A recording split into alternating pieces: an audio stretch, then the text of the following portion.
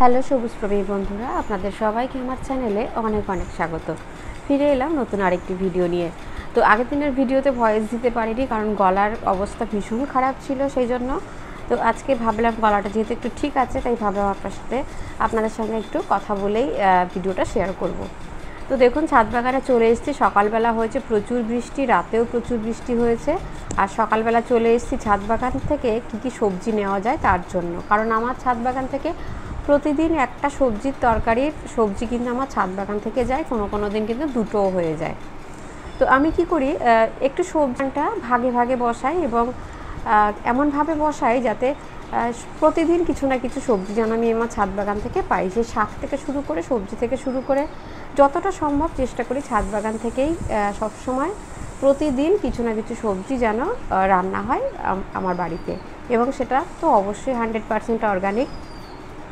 তো আপনারা অনেকেই বাগান করেন বা অনেকেই আমরা যে গাছ করি, আমরা কি করি, গাছ লাগাই এবং সেই গাছ লাগানোর পরে আমরা গাছে কী করি, শুধু জল ছাড়া কিন্তু আর সেরকম কোনো যত্ন আমরা করি না। তো যে কোনো গাছ থেকে যদি আমরা একটু ভালো রেজাল্ট চাই, ফুল গাছ হোক, ফল গাছ হোক, সবজি গাছ হোক, যে কোনো গাছের ক্ষেত্রে আমরা কি করব, টাইম টু টাইম গাছে কিন্তু খাবার আমাদেরকে অবশ্যই দিতে হবে। সে যে কোনো ধরনের খাবার আপনি বাড়িতে তৈরি করে যে কোনো ধরনের খাবার ব্যবহার করতে পারেন, অথবা মার্কেটের কেনা যে কোনো ধরনের খাবার।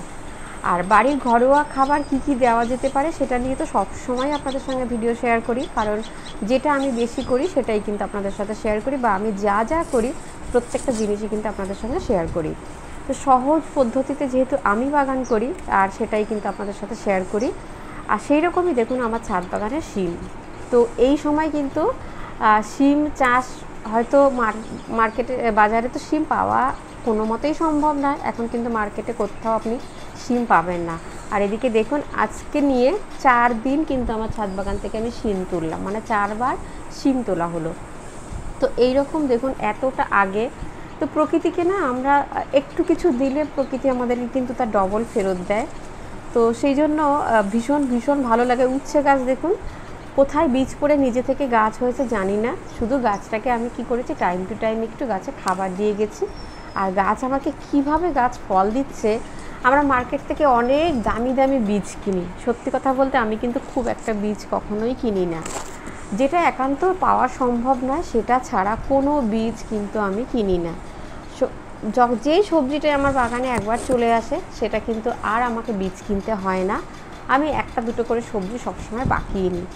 এখানে দেখুন, উচ্ছে পাকিয়ে রেখেছি, অনেক সময় বাজার থেকে পাকা পাকা উচ্ছে চলে আসে, সেই বীজগুলোই রোদে শুকিয়ে কিন্তু আমি মাটিতে বসাই, ছাদে বসাই, সেখান থেকে গাছ তৈরি। সেখান থেকে কি করি, প্রথম দিকের একটা সবজি ভালো সেটা আমি পাকিয়ে নিই, পাকিয়ে বীজ তৈরি করি।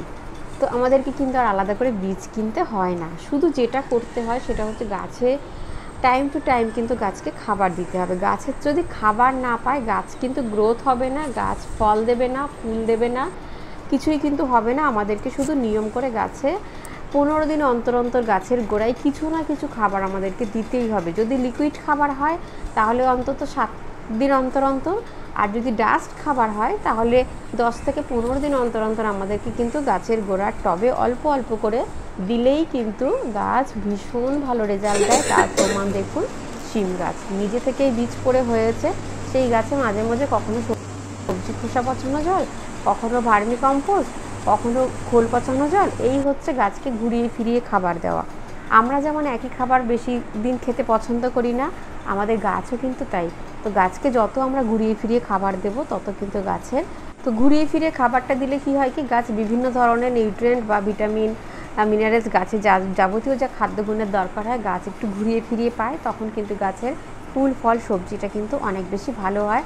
পুরোপুরি সম্পূর্ণ আমরা যেভাবে সব কিছু আমাদের শরীরকে দিই তেমনিই কিন্তু গাছকে দিতে হবে, তবেই কিন্তু গাছকে আমরা সুস্থ সবল এবং গাছ থেকে ফুল ফল পাবো।